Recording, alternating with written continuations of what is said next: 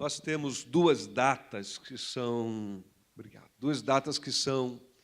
centrais, especiais, são destaque dentro do calendário cristão: Natal e a Páscoa. Natal é, inclusive, mais popular que a Páscoa. Natal é uma história encantadora, né? Natal é a história do menino Jesus. Só o fato de já ter um menino, uma criança, já é, assim, na história, alguma coisa suficiente para cativar a nossa atenção, despertar na gente uma certa sensibilidade emotiva. Ainda mais quando esse menino nasce debaixo de uma perseguição cruel, de um rei perverso como Herodes, né? E ele tem que fugir, e aí ele nasce em uma condição precária, porque não tem lugar para essa família, não tem lugar para ele nascer direito, e ele vai nascer lá, né, junto no estábulo, lá junto de uma estrebaria, dentro de um coxo, né, lugar de comida do boi, do animal. E aí, mas a Bíblia diz que os anjos aparecem no campo para os pastores, milhares de anjos, e a noite é clareada com aquela glória de Deus que se manifesta, os pastores ficam encantados. É uma história linda, é uma história assim, graficamente encantadora, não é? Ao mesmo tempo que há um drama nessa história do Natal, há uma beleza, uma ternura, não é? É a história de uma mãe, não é, que dá à luz ao Rei dos Reis, Senhor dos Senhores, escolhida por Deus. Começa com uma palavra tão bonita, né? Bem-aventurada, bendita. É uma história encantadora. Há outro momento do nosso calendário, uma outra história, é a Semana da Paixão de Cristo. E tanto quanto o Natal, embora do ponto de vista cultural, o movimento celebrativo seja em uma escala muito menor do que o do Natal, mas também como o Natal é uma história assim, gráfica, bonita, desafiadora, né? Mas é mais dramática, tem sangue derramado nessa história, não é? A gente pode chorar emocionado ao ver algum filme sobre o Natal, mas eu nunca vi um filme como A Paixão de Cristo, Mel Gibson, gerar tanto choro compulsivo alto no cinema. Eu estava lá, reprimindo meu choro, segurando, né, porque me sentia constrangido, mas tomado de uma sensação muito forte, né, de quebrantamento. E aí, não apenas motivado por uma imagem, né, que me desafiava, mas levei para aquele cinema anos de vida cristã. Levei para a sala do cinema coisa que o Mel Gibson não sabia que eu ia levar, ou desconfiava, né? Mas não estava no filme, mas estava na minha memória, estava no ensino que eu escutei da escola bíblica, estava nos cultos que eu celebrei da minha infância, estava na leitura, estava na doutrina, estava no conhecimento bíblico. Então, cada um de nós, né, levou o seu pano de fundo da sua caminhada com Cristo, e para mim foi muito forte. No entanto, a cidade fica enfeitada no Natal, o movimento maior é no Natal. A gente faz um esforço danado de reunir a família no Natal. A gente até diz que o Natal é uma festa em família, uma festa de família. E eu acho que isso não está certo. Eu acho que a festa cristã mais preciosa é a Páscoa. Então, eu queria começar afirmando isso para você. Eu não pretendo corrigir isso na nossa cultura, não pretendo discutir como é que você vai celebrar a sua Semana Santa, a sua Páscoa, mas eu quero dividir com você que o que faz o Natal ser o que é a Páscoa. Tire a cruz, tire a ressurreição de Jesus. E o que nós temos é a história emocionante de um menino, de um bebê. Mais uma história de um bebê, de uma criança encantadora. O que faz aquela criança especial para nós é o que aconteceu aos 33 anos de idade, aproximadamente, quando ela morre na cruz. Tanto que quando Paulo escreve aos Coríntios, ele diz assim: eu não quero me estender, eu não quero conversar muito, eu não quero me perder com muitas doutrinas e com muitos ensinos, com verdades muito elaboradas nessa carta com vocês. É mais ou menos isso que ele está dizendo lá na carta aos Coríntios, na primeira carta. Ele diz, mas eu quero falar de vocês sobre Cristo, ele põe vírgula, e este crucificado.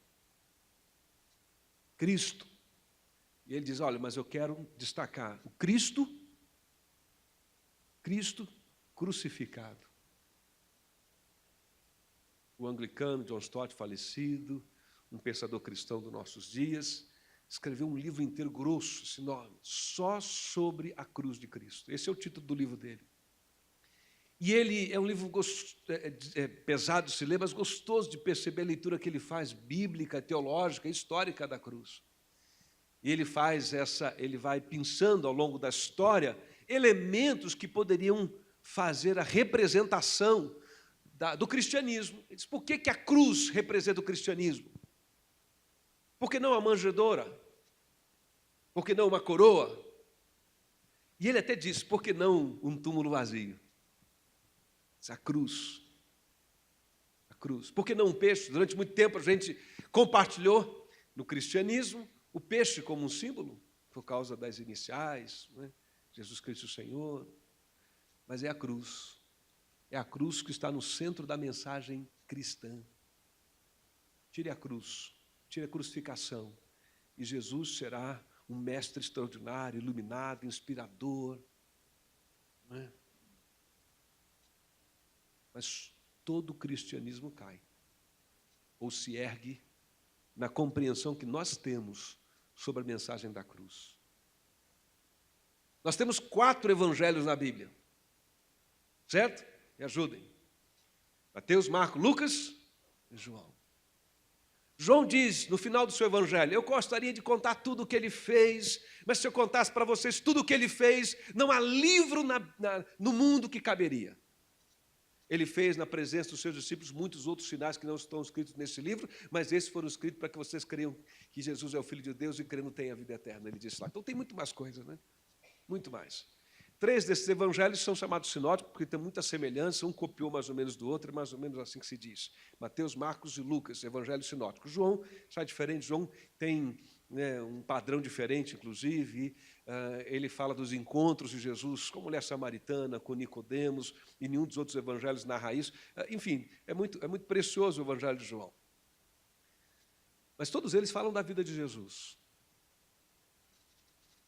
Mas só 2 deles contam a narrativa do nascimento de Jesus. Só Mateus e Lucas. Marcos não fala da história do nascimento de Jesus, nem João. 4 evangelhos. 2 falam do nascimento. Mateus e Lucas narram com detalhes. Lucas, então, com muitos detalhes. Mas Marcos, considerado por alguns o evangelho mais antigo, o primeiro a ser escrito, é mais direto ao ponto. Alguém já disse que é o evangelho até que pode ser definido como o evangelho do servo, porque ali Cristo está servindo. Aquele que não veio para ser servido, para servir, dar a sua vida em resgate de muitos. E João começa dizendo que no princípio era o verbo, a palavra de Deus, o logo, Jesus. E aí já afirma logo que Jesus é Deus e ponto. E vimos a sua glória como a glória do unigênito do Pai, cheio de graça e verdade. Mas os 4 narram a crucificação. O nascimento 2, o Natal 2, mas a Páscoa, a crucificação, os 4 narram. Estatisticamente falando, eles falam de milagres, falam dos ensinos, descrevem especialmente os anos de vida pública de Jesus, coisas que ele fez, coisas que ele ensinou.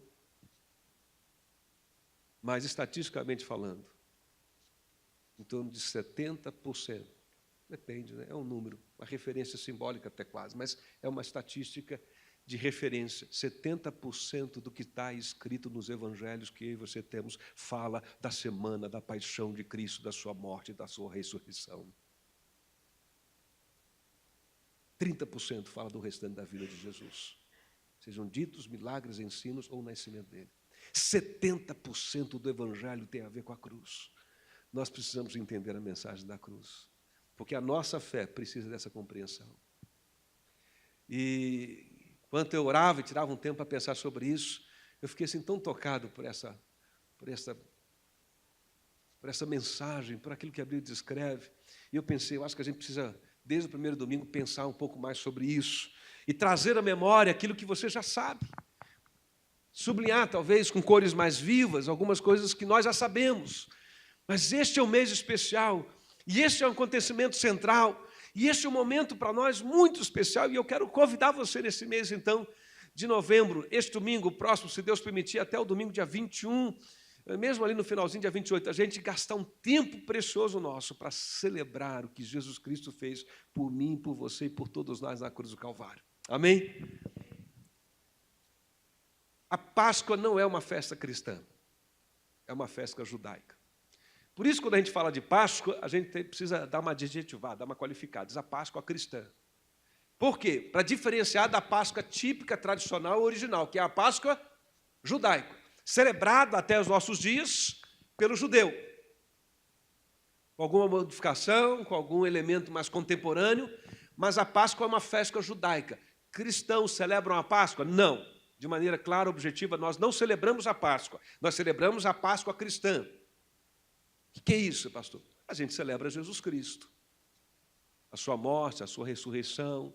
Nos interessa a semana, que a gente chama de Semana Santa, semana especial, a sexta-feira da sua paixão, da sua morte. Então, nesse sentido, a gente diz, vamos celebrar a Páscoa, vamos, se a gente tem esse entendimento. Porque a Páscoa é uma festa judaica. Como a fé cristã tem a herança, a revelação de Deus, através da história judaica, nós celebramos, por conta disso também, a Páscoa. Mas não é uma festa nossa. Nós não assamos, não cozinhamos, não pode ser coisa, tem que ser assado o cordeiro, nós não tomamos ervas amargas, nessa ocasião a gente não arranja pão sem fermento, não é isso? Na verdade, o elemento mais presente na celebração da Páscoa, que também não tem a ver nem com ele, nem com ovo de chocolate, ou com chocolate de espécie alguma, é a ceia. A ceia. Não é? Passando esse slide, eu queria que você, estou seu passador, preciso da ajuda, Binuca. Veja o que Paulo diz. Ele diz, livrem-se do fermento velho, para que sejam massa nova e sem fermento como realmente são. Pois Cristo, nosso Cordeiro, o quê? De Páscoa, né? Foi sacrificado. Por isso celebremos a festa. Qual é o pano de fundo dessa afirmação? A Páscoa. A celebração da festa da Páscoa. Celebremos a festa não com fermento velho, nem com fermento da maldade, da perversidade, mas com os pães sem fermento, os pães da sinceridade e da verdade. Ele usa a Páscoa e o fato de que um elemento celebrativo, constitutivo da Páscoa judaica era o pão sem fermento. E o fermento é, inclusive na fala de Jesus, um elemento que é caracterizado como uma coisa ruim, né, que compromete a vida. Então, quando ele fala de sem fermento, ele está falando de tirar aquilo que possa, né, comprometer a santificação, a caminhada com Deus, né, a vida cristã. Então, ele diz que Cristo é o nosso Cordeiro Pascual. Então, Paulo entende que a Páscoa tem importância na compreensão do que Cristo é para nós. Então, é uma festa importante, é uma celebração importante, como representação do que Cristo é para nós. O autor de Hebreus diz que tudo que há no Velho Testamento era uma projeção do Novo, era como que sombra. Você lembra desse texto em Hebreus? O autor de Hebreus tem essa preocupação. Ele faz uma análise histórica, religiosa, litúrgica do Velho Testamento, e aí ele diz, olha, esses negócios todos que está no Velho Testamento se cumprem em Cristo. Nele o véu se rasgou, um novo caminho se abriu para nós, e ele vai falar que Cristo é o nosso sumo sacerdote, Cristo é o tabernáculo, ele vai pegar esses elementos do Velho Testamento, e ele diz isso, é uma sombra. O que é uma sombra, gente? Então, a sombra é uma projeção, não é? Se a minha mão lança uma sombra, o meu corpo lança uma sombra, aqui atrás, na parede, por exemplo, tem a sombra da minha silhueta do meu corpo, ela representa, tem um contorno, tem uma dimensão, tem uma proporção, certo? Mas é só uma sombra, a realidade está adiante. O autor de Hebreus diz, Cristo é a realidade. Paulo está dizendo, é verdade, Cristo é a realidade. Cristo é o Cordeiro. O Cordeiro da Páscoa, Êxodo, capítulo 12, é sombra. Jesus na cruz, a realidade que projetou a sombra. João Batista também vai dizer isso, passando slides. Ele diz, no dia seguinte, João Batista viu quem? Jesus, aproximando-se e disse o quê? Vejam, é o Cordeiro de Deus que tira o pecado do mundo. O Cordeiro foi usado em muitos outros momentos, em outras ocasiões. Talvez João estivesse dizendo, não especificamente o Cordeiro Pascual, mas ninguém tinha dúvida de que estava incluído esse entendimento do sacrifício do Cordeiro, inclusive o Cordeiro da Páscoa, como uma representação de quem Jesus é. O apóstolo Pedro também vai dizer isso. O apóstolo Pedro vai dizer, pois vocês sabem que não foi por meio de coisas perecíveis como prata ou ouro que vocês foram redimidos da sua maneira vazia de viver, transmitida por seus antepassados, mas pelo precioso sangue de Cristo. Olha aí, sangue de Cristo. Como de um cordeiro. Como esse cordeiro era? Sem mancha e sem defeito. E aí ele diz algo misterioso, sobrenatural, conhecido antes da criação do mundo e revelado nesses últimos tempos em favor de vocês. A Páscoa é uma festa importante para o judeu, porque é o início da constituição da identidade formal, oficial, política e geográfica da nação. Até o momento em que eles vão para o Egito, eles são uma grande e numerosa família, a família de Abraão, de Isaac e Jacó. São aqueles irmãos 12 que vão para lá e tem aquele encontro com José, ficam lá. 430 anos se passam e eles se tornam escravos, porque já passou a geração de José, aquele faraó, parceiro e amigo de José, se é que foi, né? Mas que pelo menos foi tolerante, passa. E agora a nação cresce, a família cresceu demais e eles se tornam escravos do Egito. Clamam a Deus, pedem misericórdia ao Senhor. Então Deus levanta esse homem chamado Moisés, que vai até o Egito e diz para o faraó, deixa o povo de Deus ir cultuar no deserto, libera. E o faraó endurece o coração. Você lembra dessa história? E aí Deus fala com Moisés, o faraó vai se endurecer e você vai exercer autoridade em meu nome e vai lançar pragas sobre o Egito. E assim se foi. 9 pragas sobre o Egito. E aí o faraó endureceu. E aí Deus diz, mas falta uma praga, e essa é a última. E com essa ele se dobra. A morte dos primogênitos. Nesse dia, 10ª praga, a morte dos primogênitos, é instituída a Páscoa. Neste dia, se torna o primeiro dia, primeiro mês, do calendário religioso judaico. Os judeus têm dois calendários, tem uma espécie de calendário civil, mas o calendário original religioso se torna ali. Mês de Nissan se torna o primeiro mês de uma nova etapa para Israel, de uma nova vida, de um novo capítulo da história deles, e eles vão se constituir como nação, vão se reunir como nação, e vão se constituir como tal. E aí, esse é o nosso tema. O que a Páscoa nos ensina sobre a mensagem da cruz? Abra aí, livro de Êxodo. Não tem projeção sobre o livro de Êxodo, você vai ter que abrir a sua Bíblia. Ou ligar a sua Bíblia. Tá certo? Hoje nós temos as duas possibilidades. Eu cresci numa época que, quando eu era mais novo, só tinha uma. Abra a sua Bíblia. A gente precisa reconhecer que hoje a gente pode abrir, pode acessar, né? Pode ligar. Êxodo capítulo 12, vamos ler o que a palavra do Senhor nos ensina. E nós vamos então começar a nossa preparação para aquela semana especial chamada Santa, a semana da Páscoa, da crucificação de Cristo. Já desde esse primeiro domingo, lendo aqui o início de tudo e essa semana especial, semana da Páscoa, entendendo o significado dela. Êxodo capítulo 12, a Bíblia diz assim, O Senhor disse a Moisés e a Arão no Egito: este deverá ser o primeiro mês do ano de vocês. Diga a toda a comunidade de Israel que no 10º dia deste mês, todo homem deverá separar um cordeiro ou um cabrito para a sua família, um para cada casa. Se uma família for pequena demais para um animal inteiro, deve dividi-lo com o seu vizinho mais próximo, conforme o número de pessoas e conforme que cada um puder comer. O animal escolhido será macho de 1 ano, sem defeito, e pode ser cordeiro ou cabrito. Guardem-no até o 14º dia do mês, quando toda a comunidade de Israel irá sacrificá-lo ao pôr do sol.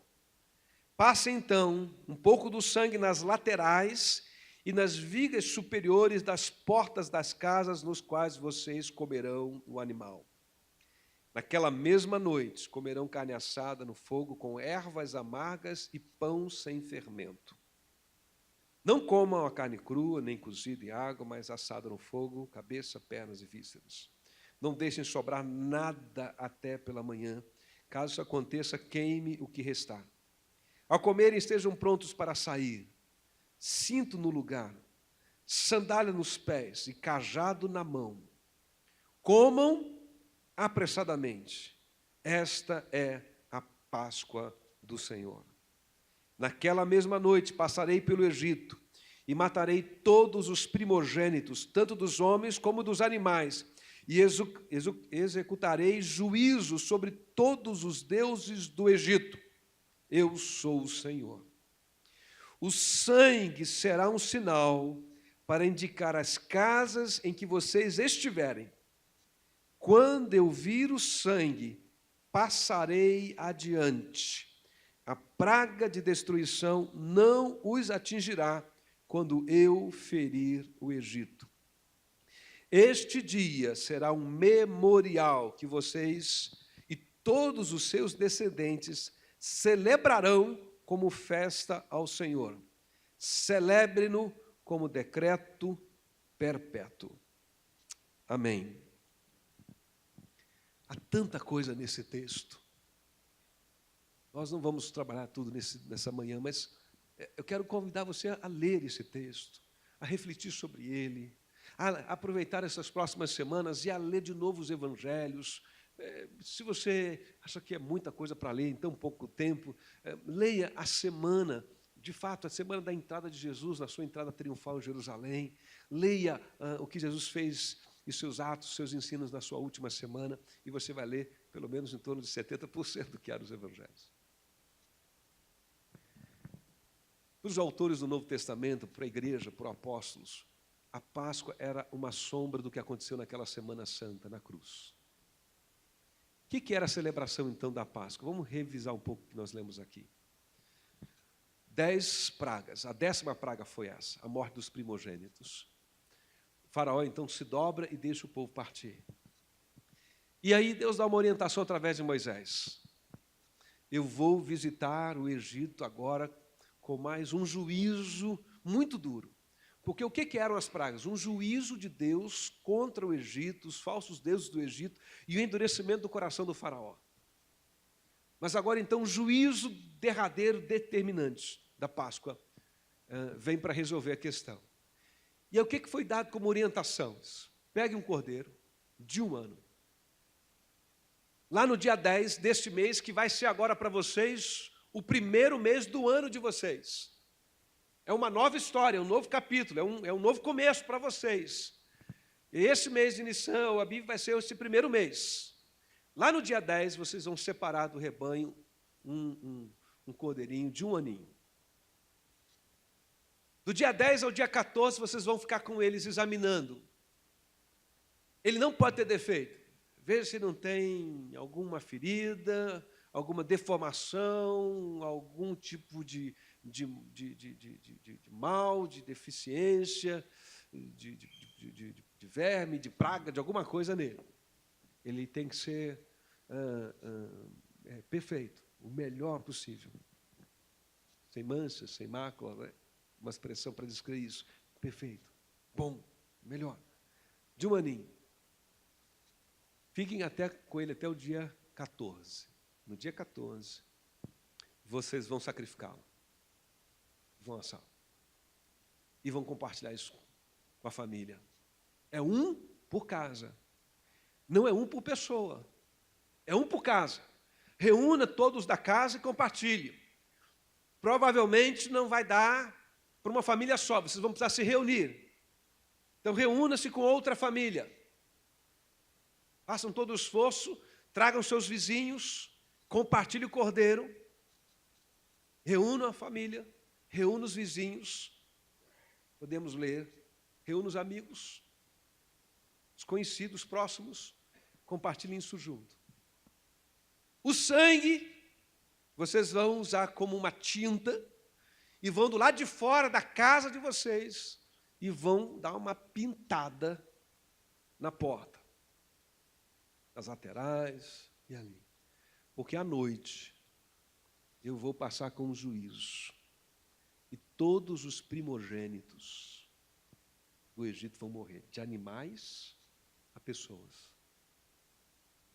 Do cárcere, do calabouço egípcio, ao palácio do faraó. Da família pobre à mais próspera. Do inculto ao culto. Do que tem sobrenome importante ao que tem um sobrenome ignorado por todos.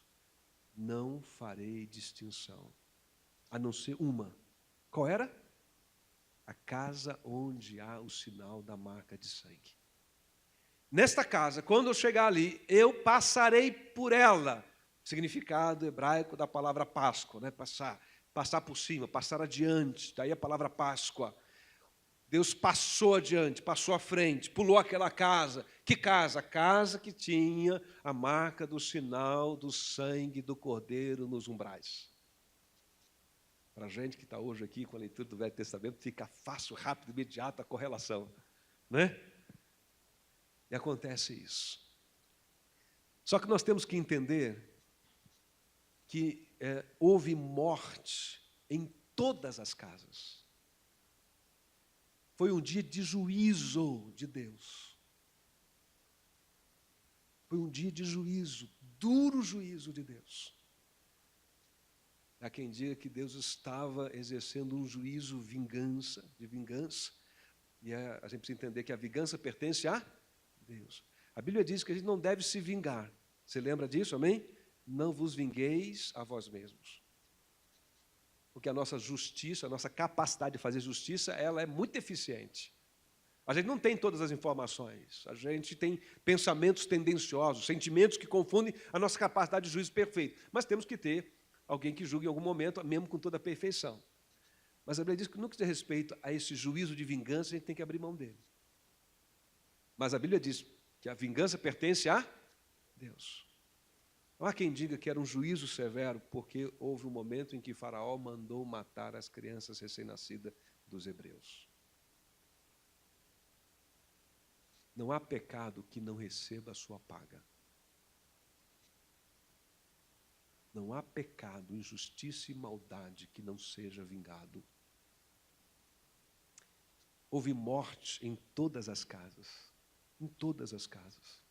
A diferença é que na casa do israelita, quem morreu foi o cordeiro. O cordeiro morreu no lugar de alguém da casa. Na casa de quem não tinha o cordeiro, na casa de quem não tinha o sinal do sangue nos umbrais, morreu aquele que era o primogênito. Mas na casa do israelita também morreu. Não morreu uma pessoa, não morreu qualquer animal, mas morreu também, recebendo o juízo de morte, um cordeiro que substitui na casa do israelita aquele que seria o primogênito daquela casa. Então houve morte. Só que para o Egito foi um juízo implacável.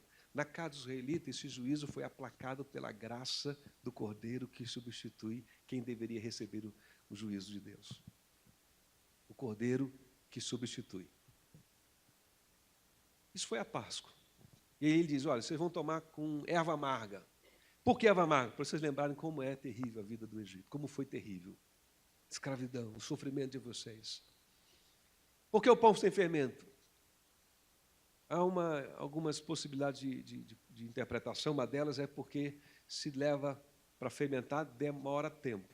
Se prepara esse pão fermentado, demora tempo. E era preciso agir com rapidez. Aliás, era preciso estar como? Arrumado para sair. Não é isso? Arrumado para sair. Imagina você chegar na casa de uma pessoa que você vai visitar, encontrar a pessoa toda lá arrumada. Vai na casa de um amigo, ele está tudo arrumado. Sei lá, vou dar um exemplo assim, que me ocorre. Todo arrumado, banho tomado, barba feita, terno e gravata, sapato bonito, uma roupa bonita, uma gravata bonita. Não é? Do lado a esposa, toda maquiada, preparada, cabelo, sei lá, não é? Salto alto. Não é? Seria uma roupa assim elegante, né, irmãos? Mais ou menos, me ajudem as mulheres. Eu não costumo usar salto alto, então, mas eu sou casado com uma mulher, então é mais ou menos isso, né? O salto alto, está lá. Aí você chega na casa desse casal, amigo seu, e olha para eles estão sentados vendo televisão. Nossa, vocês vão para a festa? Não. O que é isso? Nós estamos vendo televisão. Não faz sentido isso. Você vai pensar, eles estão meio, né?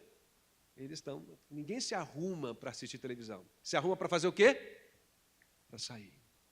Deus disse, vocês vão estar arrumados, porque vocês vão sair. Arrumem-se para sair. Mas esse pão é também sem fermento, porque é uma representação simbólica que deveria ser lembrada de que tudo precisa ficar para trás do Egito. Tudo que comprometeu a vida, todos os ídolos, toda aquela experiência deve ficar para trás. E o fermento vai ganhar no Novo Testamento esse significado de pecado, de coisa que contamina a nossa relação com Deus, do pecado abrigado no coração humano. E esses são os elementos da Páscoa. É uma noite, então, terrível de visita. O que essa história nos ensina sobre a semana de Jesus? Há algumas coisas muito preciosas, eu quero citá-las, quero destacar apenas uma ou duas, mas vou citar todas elas, a gente depois volta a falar sobre elas nos outros domingos, e a gente vai pensar em alguns desses pontos de maneira mais atenta. Mas eu queria chamar a atenção. Primeiro, a Páscoa marca o início de uma nova vida para o judeu, uma vida livre. Eles têm na Páscoa o seu primeiro dia do seu primeiro ano, ou o primeiro mês, não é? Paulo escreve aos Coríntios e diz, aquele que está em Cristo é nova criatura. Viu como você lembrou? Relacionou fácil. Queridos, a nossa nova vida começa quando a gente entende a crucificação de Cristo e o sacrifício que Ele fez por nós. A vida de Jesus na cruz abre para mim a possibilidade, para você a possibilidade, para todas as pessoas que você conhece, a possibilidade de uma nova vida, de um recomeço, de um tempo novo, melhor e mais feliz. Porque é isso que eu convido do Evangelho. Venha nascer de novo. Venha começar de novo. Eu não vou tratar, é como se Deus dissesse, eu não vou tratar você conforme os seus pecados passados. Dos seus pecados não me lembrarei mais. Estranho isto. Quem perde a memória, isso não é uma qualidade, né? Deus está dizendo, perdi a memória. Quando eu e você chegamos para Deus e pedimos perdão pela segunda vez por um pecado passado, Deus disse, não sei do que você está falando. Você ora a Deus e diz, Senhor, me perdoa, eu fiz tal coisa errada. E João diz isso, confessemos os nossos pecados, porque Ele é fiel e justo para nos perdoar os pecados e nos purificar. Aí você diz, Deus, me perdoa os pecados. Mas às vezes fica um sentimento assim, ruim no coração, parece que a gente tem que fazer alguma coisa, né? Resolver aqui, pagar o preço. Foi muito barato, chega lá, dobrou os joelhos, orou. Não é assim tão fácil, é, irmãos? Pois é assim, a gente é que dificulta. Quando você volta a segunda vez para pedir perdão a Deus pelo mesmo pecado, Deus está dizendo, eu não sei do que você está falando. Não, senhor, aquele pecado que cometi há 4 anos atrás, eu te orei 2 vezes sobre ele, não lembro, o que você está falando? Que pecado é esse? Né? É um novo começo. A mensagem da cruz é a mensagem de que um novo começo é possível. Primeiro ponto. Amém? Uma nova vida é possível. Segundo, eu aprendo que essa mensagem é uma mensagem que tem um valor especial para as nossas famílias. Quantos cordeiros por quantas pessoas? Um. Por quê? Pela casa. É um cordeiro pela casa. Irmãos, é impressionante como a Bíblia reconhece que, de algum modo, os nossos vínculos familiares ganham um olhar gracioso de Deus. A salvação, a gente diz que é individual. Filho não levará a maldade do pai, nem um pai levará a maldade do filho. Cada um tem que tomar a sua própria decisão. No entanto, Deus trata com as famílias. Deus cria o ser humano e a primeira coisa que Deus faz, sim, é criar uma família. Criou Adão primeiro, depois Eva, mas o que Deus está fazendo? Criando uma família de Adão e Eva, da qual viriam as outras famílias da terra. Quando Deus vai visitar a terra com o juízo do dilúvio, Deus diz que Ele olha para a terra e todo mundo está muito perverso, não é isso? Todo mundo está perdido, mas Ele olha e vê quem? Quem que Ele vê? Noé. O que Ele diz de Noé? Noé, ele é justo, ele é bom, ele é temente, não é isso? E aí ele diz, Noé, faz para você uma arca que eu vou te salvar, querido. Agora larga para trás a sua mulher, seus filhos, suas noras, esquece todo mundo, porque você é o justo e o meu negócio é só com você. Foi assim? Entra você e sua família. Quando Deus vai criar uma nação, Deus escolhe uma família, a família de Abraão. Abraão leva, inclusive, o sobrinho. Há quem diga que ele não deveria ter levado nem o sobrinho, porque ele sai do meio da tua parentela. A parentela de Abraão não era moça muito boa, não. Não sei, mas o fato é que Ló, o sobrinho, vai junto, dá um trabalho danado para Abraão, mas Abraão intercede por Ló e etc. Não é? E quando os anjos vão salvar Ló de Sodoma e Gomorra, os anjos salvam Ló e a sua... Não são tantas referências. Quando Deus vai se revelar ao mundo na pessoa de Jesus de Nazaré, Ele escolhe um casal e constitui uma família. Paulo escreve aos Efésios e diz que nós não somos nem peregrinos, nem forasteiros, mas concidadãos dos santos e membros da família de Deus. O que eu quero dizer com você é que a mensagem da cruz é para a tua família. Deus quer abençoar a tua casa inteira. Quer salvar o marido, quer salvar a esposa, quer salvar os filhos, quer salvar os pais. Há algo especial da parte de Deus para as nossas famílias. E quando há em uma família, um homem ou uma mulher temente a Deus, a família é abençoada. A Bíblia diz isso, não sou eu que estou concluindo. Paulo diz assim, mulher, você que é crente, seu marido pode não prestar muito, mas ele é santificado pela convivência com você, que é uma mulher crente. É como se ele dissesse, homem, você é crente, a sua casa não é, mas a sua casa será santificada por você que é crente. De algum modo, irmãos, de algum modo, se você é crente em Jesus, sua casa é abençoada por você. E você deve sim olhar para os seus filhos, para a sua esposa, para o seu marido e desejar a salvação deles. Porque ao orar pela salvação deles, ao orar pela experiência deles com Cristo, eles também, de alguma forma, estão incluídos nesse projeto de salvação, de redenção de Deus. Mas sabe o que o texto diz? Que o cordeiro não é suficiente para uma família, não é? E o que deveria ser feito então? Convidar os vizinhos. Preste atenção agora, preste atenção, olha aqui para mim.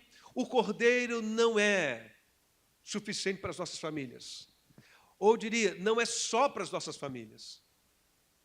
Não poderia ter sido assim? Cada família com seu cordeiro, a família grande come o cordeiro inteiro, a família pequena come o que der, e depois faz o que com o que sobrar? Porque o texto diz, se sobrar alguma coisa, faz o quê? Mas isso é a última coisa que você faz, porque antes você tem que fazer o quê?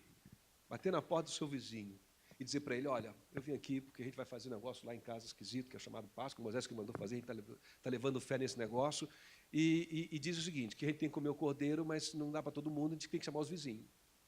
E a senhora me dá licença, talvez a senhora não entenda muito o que eu vou dizer, o senhor não entenda muito o que eu vou dizer, mas você é meu vizinho, a gente convive por aqui, não é isso? A gente conversa de manhã, lá na fila da panificadora, na hora que a gente faz negócio, não é isso? Nossos filhos estão brincando juntos, enfim, eu quero convidar você para esse negócio lá em casa. A Bíblia diz, irmãos, que quem estava dentro da casa onde havia os sinais de sangue foi o quê? Poupado. Foi poupado.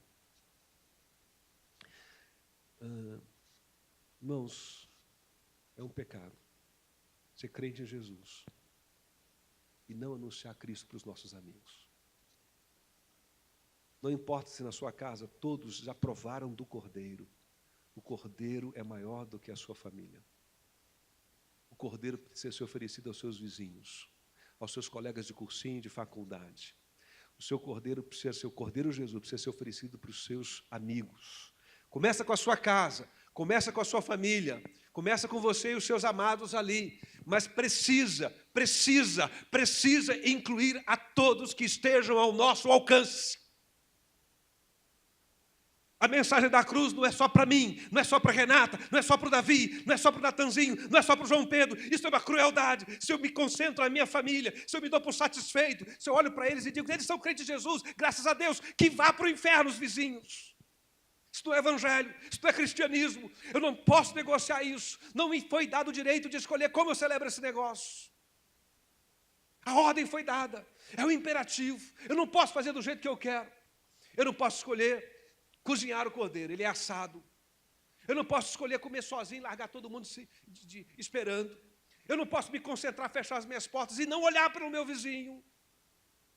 Eu não posso escolher abrir mão das ervas amargas, eu não posso escolher abrir mão do pão sem fermento. Há uma prescrição que precisa ser seguido. Há uma ordem de Jesus. Ide por todo mundo pregar o evangelho a toda criatura. Não dá para perguntar com Jesus se eu posso fazer, quando eu posso fazer isso, se eu estou bem disposto, se eu não estou bem disposto, hoje eu estou enjoado, hoje eu não estou bem, eu estou aborrecido. Não dá.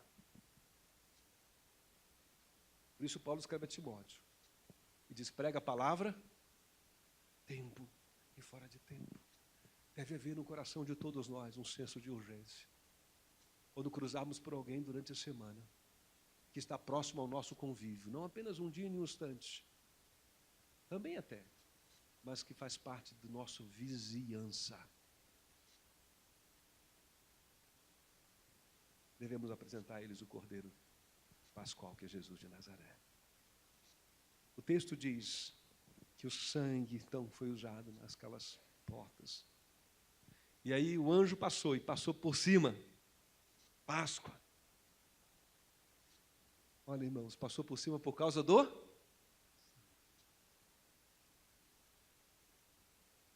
Não passou por cima, porque o anjo do Senhor olhou e disse, esse homem aqui é um homem bom. É um bom homem. Essa família é uma família boa. É uma família boa. Vou poupar ela. Aí foi para outra casa e disse, essa mulher aqui é uma mulher tão piedosa. Ela é piedosa. Eu vou poupar essa mulher. Aí foi para outra casa, encontrou, os pais não são tão legais, mas os filhos são tão bons. Eu vou poupar essa casa. Esse pessoal aqui ora beça, clama beça. Você sabe que eles clamaram, amém? A Bíblia diz, quando Deus fala com Moisés, eu ouvi o clamor e desci para ver.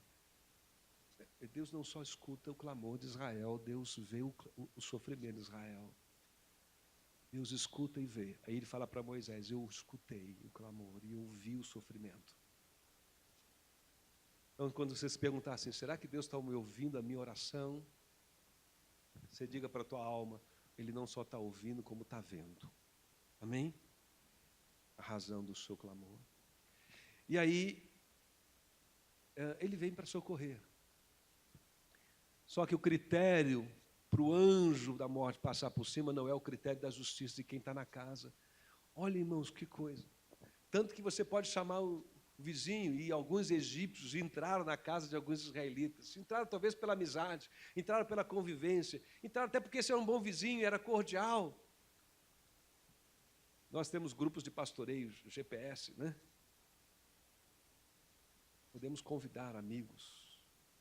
Vai convidar uns trem, vai parar alguém na rua que você não conhece, fica meio esquisito. Você sabe o que é, sei lá. Mas os amigos, os vizinhos, quem está avizinhando de você, né? Você pode convidar, vem lá para o meu grupo, entra na minha casa, quem sabe ao entrar na tua casa, ele também seja poupado. Amém? Conheça Jesus, tenha uma experiência com a cruz. O fato é que foi o sangue de Jesus quem livrou aquela casa. O Cordeiro Jesus, não é? Representando Jesus, do Cordeiro. Querido, não é a minha justiça, não é a sua justiça, O que vem depois disso, nessa nova vida, nessa nova caminhada de santificação, de vida correta, de vida ajustada, isso é um compromisso que a gente vai assumindo, é uma caminhada. E Deus sabe que a gente diz, eu nunca vou mentir, e daqui a pouco você pega uma mentira. Deus sabe que você diz, nunca vou pensar mais essa bobagem sobre nada, sobre ninguém, sobre coisa alguma. E daqui a pouco os pensamentos vieram e você diz, nossa, eu estou pensando isso aqui, está errado isso. E aí você se constrange pelo Espírito Santo diante de Deus, dobra os joelhos e ora. Deus não tem ilusões quanto nós somos capazes de pecar. E há muita gente que não entende isso. Quando conversa com crentes que têm conhecimento da mensagem da cruz, diz, e você tem certeza dessa história de vida eterna e salvação? Se eu tenho. Isso é uma arrogância. Eu lembro de alguns amigos dizendo, isso que incomoda em vocês. Eu falei, o quê? Vocês falam, vocês são muito arrogantes. Por que nós somos arrogantes? Vocês dizem que vocês estão certos, que vão para o céu. Até para vocês são perfeitos. Eu digo, não, de forma nenhuma. Mas eu confio naquele que é perfeito. O sangue do Cordeiro. Aí, olha, gente, olha a mensagem de Jesus. Isso é difícil, né? As pessoas entenderem. Olha aqui. Aqui está uma casa que tem a porta sem marca de sangue, aqui está uma outra casa que tem a marca do sangue na porta. O que eu preciso fazer para me livrar do juízo? Cruzar uma porta. Cruzar uma porta, fechá-la atrás de mim. O sinal está do lado de fora, inclusive, não está lá de dentro, né? Eu nem estou vendo esse sinal. Vi quando cruzei. Cruzei a porta. A Bíblia diz que Jesus é a porta, né? Quando eu cruzo a porta, há uma confissão que está implícita ali. Primeiro, eu creio que vai haver juízo. E eu creio, sem saber muito bem como, que esse sangue vai me livrar do juízo. Há muita coisa que a gente não entende nas Escrituras Sagradas quando a gente se converte. Certo? Eu fui batizado em 1980, ainda garoto novo. Nós estamos em 2019, eu tenho quantos anos de vida cristã, então, de batismo, a contar pelo batismo? 39, não é isso? Ou vou fazer pelo menos 39? Já fiz 39, né? Não sei. De vida cristã. E, então, quem tem mais de 39 aqui? Levanta a mão, deixa eu ver. Quem tem mais de 39? Olha só. Então, os que têm mais de 39 podem confirmar para os que têm menos. Quando a gente se converte, há muita coisa que a gente não entende na Bíblia. Mas depois de 39 anos, continua tendo um monte de coisa que a gente não entende na Bíblia. Mas basta uma coisa. Basta você entender que Deus te ama. E você não pode ser santo e perfeito por você mesmo. Basta você reconhecer o seu pecado e esqueça o pecado dos vizinhos. Olhar para dentro de você com honestidade diante de Deus, examinar a sua consciência e dizer, Senhor, eu sei que tem gente até fazendo coisa pior, mas eu não sou inocente. Eu sei que tem gente fazendo coisas mais graves do ponto de vista público, mas eu não sou inocente. Eu sei que tem gente que é uma ameaça à integridade da vida dos outros. Talvez eu não seja como ele, mas eu não sou inocente. Eu tenho pecados. E a diferença entre mim e algumas pessoas talvez seja a gravidade social do pecado. A gravidade social do pecado. Porque há pecados que têm gravidade social e pública maior do que o outro tem. Mas você acha que é justo liberar um sujeito que roubou 100 mil? Roubou o seu carro. Porque ele disse que tem um outro sujeito preso que roubou uma frota?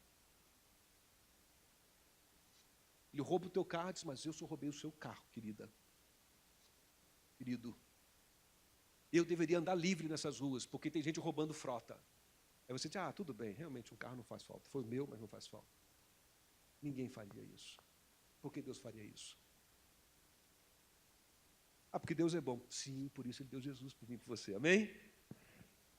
É o sinal do sangue que nos livra de todo o pecado, do juízo de Deus. Quero terminar chamando sua atenção para o fato de que essa mensagem requer da gente uma decisão, uma resposta pronta. Por isso a palavra de Deus diz, se hoje ouvir a minha voz, não endureça o seu coração. Eles tinham que tomar aquela refeição prontos, arrumados, para sair.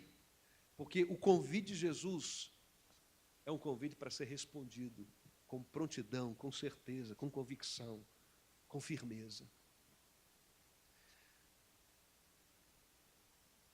É um convite para que a gente possa dizer, com a Páscoa, né? Eles tinham que dizer, Senhor, nós confiamos em Ti. Nós confiamos que o livramento virá. Nós confiamos que daqui a algumas horas nós vamos estar livres, e vamos iniciar uma vida nova na terra prometida. Estamos prontos para isso, Senhor. Estamos prontos para isso.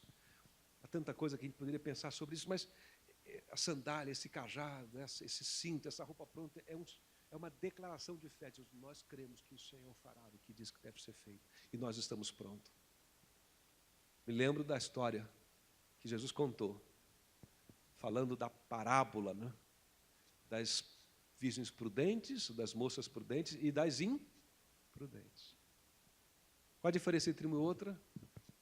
Um grupo estava como? Preparado. E o outro não estava preparado. Agora preste atenção no que eu vou dizer, porque essa é uma palavra de convocação santa diante do Senhor. Não bastava saber da história. Não bastava passar em frente à casa de um israelita.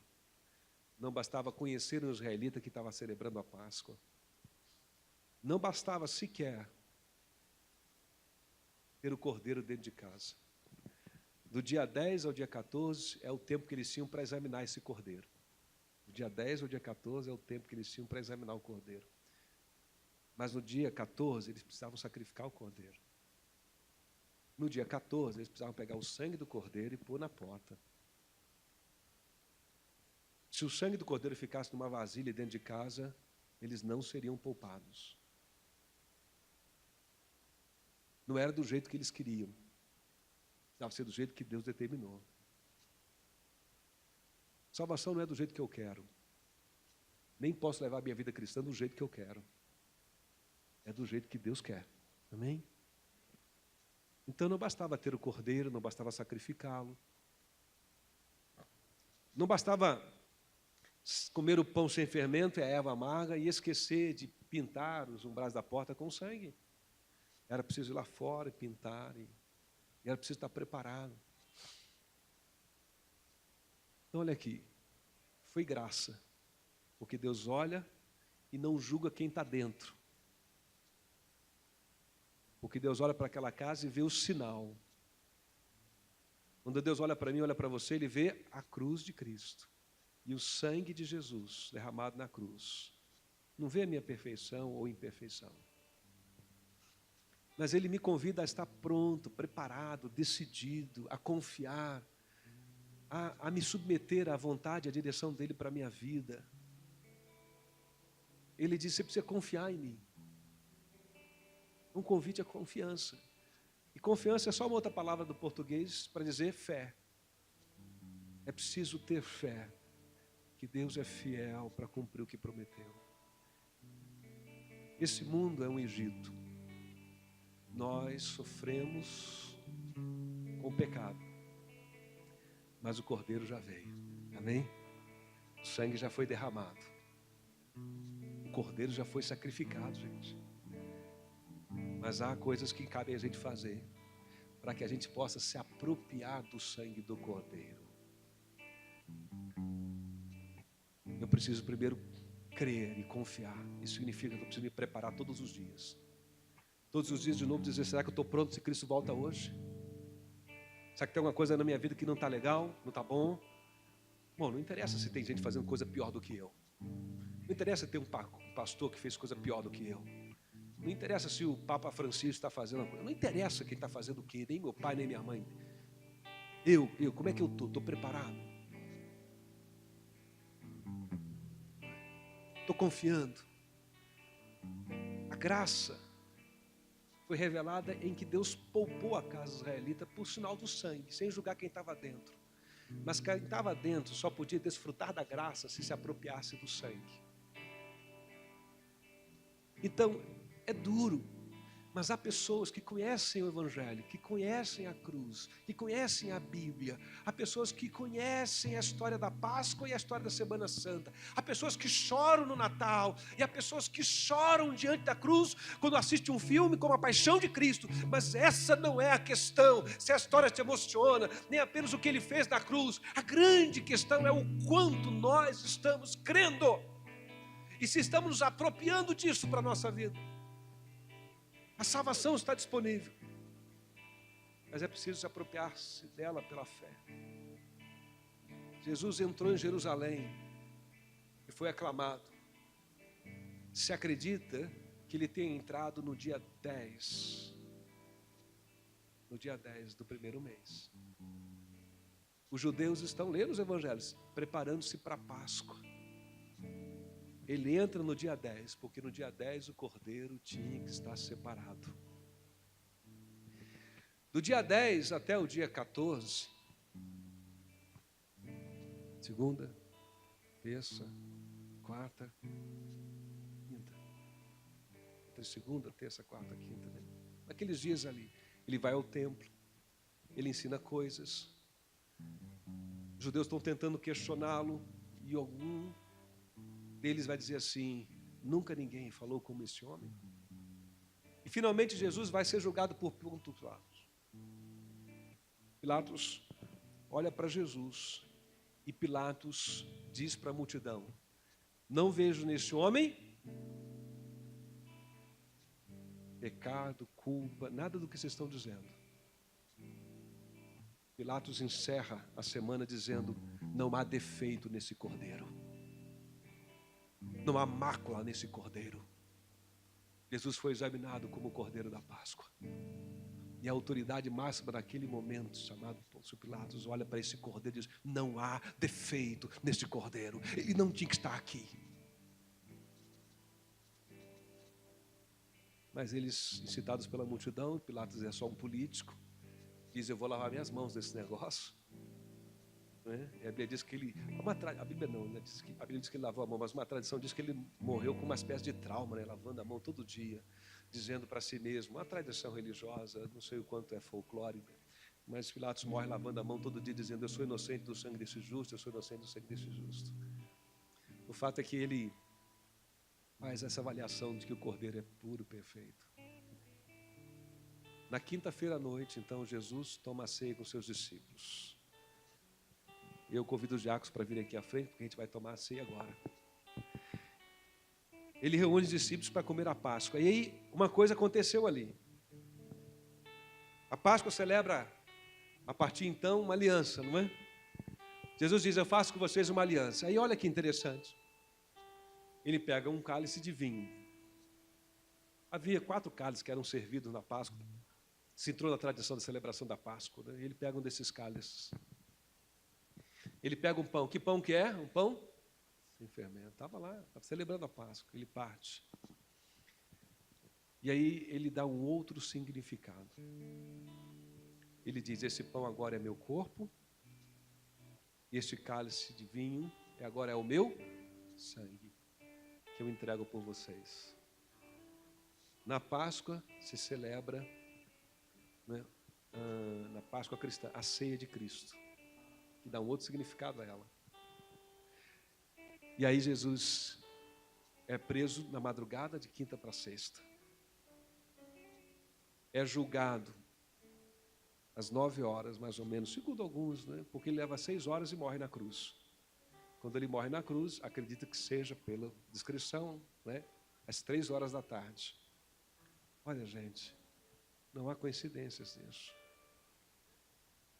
Dia 10, no início da semana, ele chega. Na sexta-feira, o judeu vai celebrar a Páscoa, quinta e sexta. Sabe o que acontece na sexta-feira, às 3 horas da tarde? O cordeiro era sacrificado lá no templo. O cordeiro sacrificado no templo. Jesus na cruz do Calvário. O cordeiro único, de uma vez por todas. Para que eu e você não tivéssemos que sacrificar nenhum cordeiro hoje, mas Jesus é o nosso cordeiro pascual. E agora, por causa do sangue de Jesus na cruz do Calvário, o juízo que paira sobre este mundo, porque há um juízo, irmão, por vir. Há um juízo por vir. Mas aquele que abrigou o sangue de Jesus será salvo pela graça, mediante a fé. Isso não vem de vós, é dom de Deus. Não vem das obras para que ninguém se glorie. É graça de Deus. Ele diz que a gente deve celebrar isso. E olha que Jesus faz o mesmo que Moisés, orientado por Deus, disse o povo para fazer. No texto que nós lemos, ele disse: vocês vão pegar essa Páscoa e vão celebrar como um memorial eterno. Jesus também disse isso. Ele diz: tome o pão e beba um cálice em memória de mim. E Paulo então orienta a igreja e ele diz: tomam deste pão e bebam deste cálice até que ele venha. Quantos instrumentos tocam essa música de fundo? Só a música. Os diáconos vão servir. Eu convido você a tomar do pão do cálice, a recebê-lo agora. Pode servir. Não coma ainda, não beba ainda, apenas segure em suas mãos, aguardando que todos sejam servidos.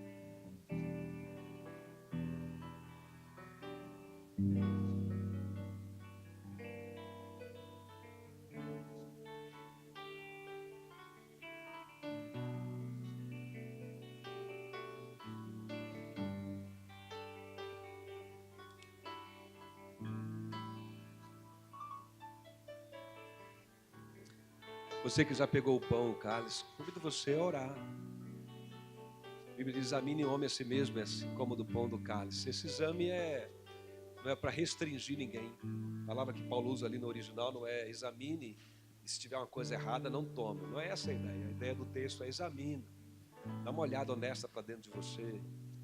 Vê se tem alguma coisa fora de lugar dessa roupa que você tem que usar de prontidão, né? E aí coloca diante de Deus. E assim mesmo, coma do pão. E assim mesmo beba do cálice. Porque agora você já entendeu. Então tá bom. De alguma forma a gente vai se mantendo alinhado com Deus, com o chamado de Deus, com a vocação do Senhor, com a graça de Deus em Cristo, né? Quando a gente celebra a ceia. Mas eu quero convidar você a orar por alguém nessa manhã que você conhece e que anda longe nos caminhos do Senhor. Talvez alguém na sua casa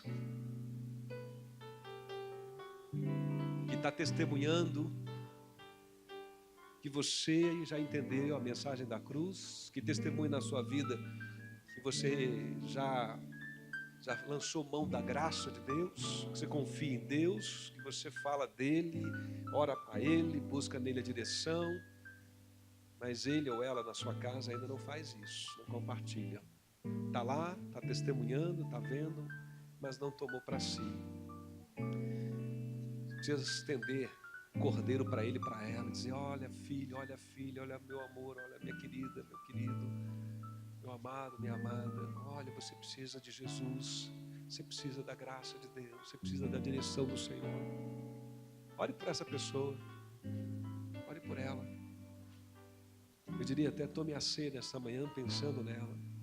Talvez um vizinho, uma vizinha, um amigo, um colega, alguém que você olha e até desperta em você simpatia.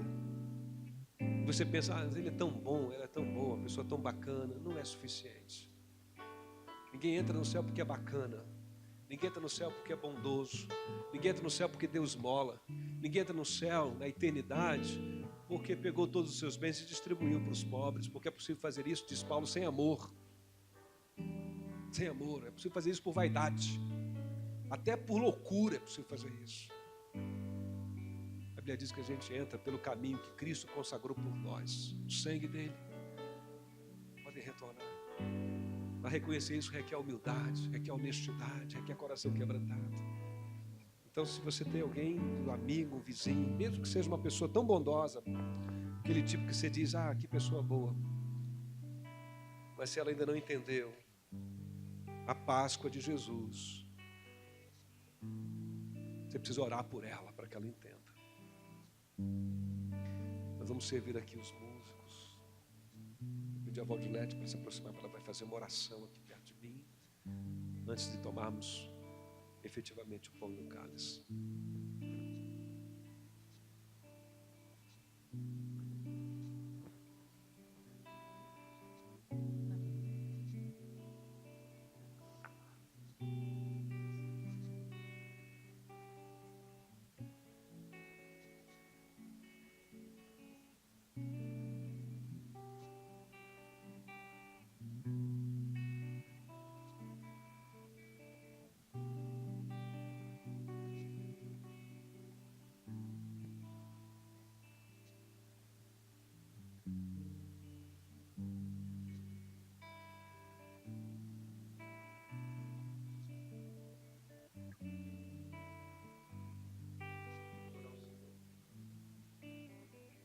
Pai querido, obrigada, Jesus, porque um dia o Senhor se entregou por cada um de nós. Ó Deus amado, nós queremos te agradecer de todo o nosso coração, pelo preço que o Senhor pagou naquela cruz, Pai, em meu lugar. Ó Deus querido, muito obrigada também por este momento em que aqui estamos, Senhor, nos comungando, nos lembrando deste sacrifício, Pai. Ó Deus querido, que possamos, ó Pai, também ser exemplos, ó Deus, para os nossos vizinhos, Pai. Falar deste amor, Senhor, incondicional, derramado ali na cruz do Calvário, Pai, com o teu sacrifício. Ó Deus querido, continua conosco nesta manhã, Pai. E nos ajuda, Pai, a no dia a dia, Deus, pregar tempo e fora de tempo este grande amor, esta tua grande graça sobre cada um de nós. Continua conosco, em teu nome. Amém. Como disse o Senhor Jesus na noite que foi traído, naquela quinta-feira, considerando o nosso calendário, nosso dia, e depois Paulo orienta a igreja dos Coríntios, ele diz: tomai e comei, isso é meu corpo que é entregue por vós.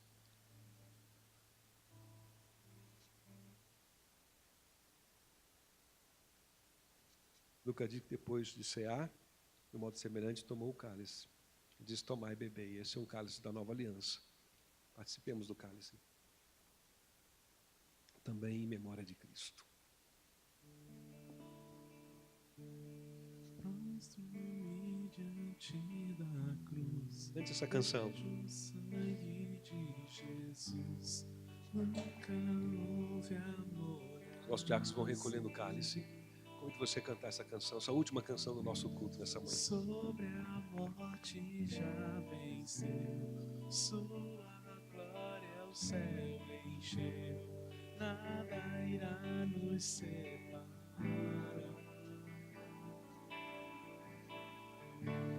Prostro-me diante da cruz, vejo o sangue de Jesus, nunca houve amor assim.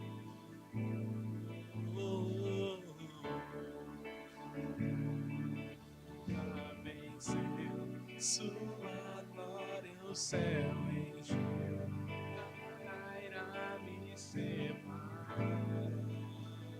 O véu rasgou, o caminho abriu, tudo consumado está. O véu rasgou, o caminho abriu, tudo consumado está o véu rasgou, o caminho abriu, tudo consumado está.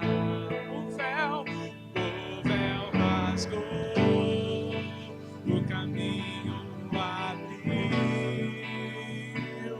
tudo consumado está.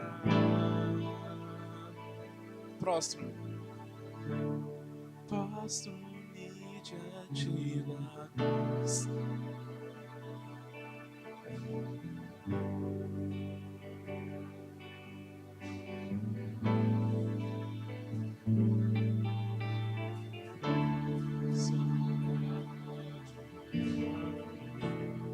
Sua glória me encheu, nada me separa.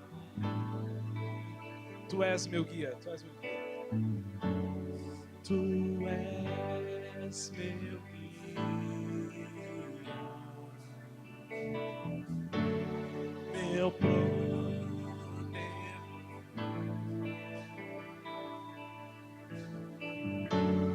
tua mão me firma.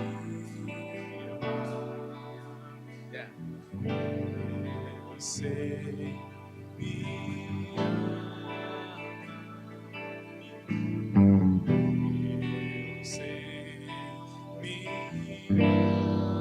ama. Prostro-me diante da cruz, vejo o sangue de Jesus, nunca houve amor assim. Sobre a morte já venceu, sua glória.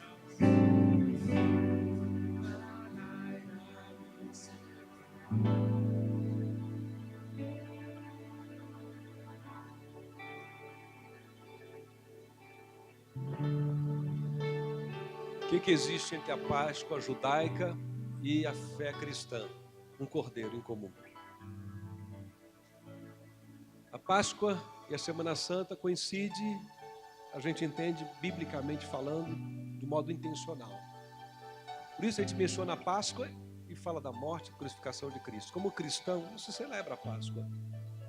Nós celebramos o Cordeiro Jesus, que foi morto por nós, simbolizado na Páscoa, representado na Páscoa. Mas a gente não come erva amarga. Agora, olha que interessante. A Páscoa, como festa judaica, aponta para o passado.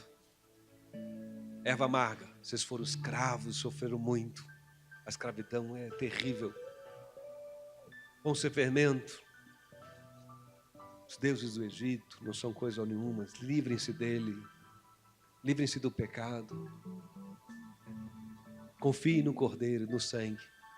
Aí vem Jesus e diz: confie no sangue. Confie no Cordeiro, no sangue, né? Mas ele nem fala de erva amarga e nem de pão sem fermento. Por quê? Porque a fé cristã não convida a gente a olhar para trás. A fé cristã convida a gente a olhar para frente. A fé cristã diz: celebre a ceia até que ele venha. Toda culpa, toda condenação foi passada. Uma nova vida, um novo tempo. Quando Jesus voltar, vai chegar para a gente. Amém?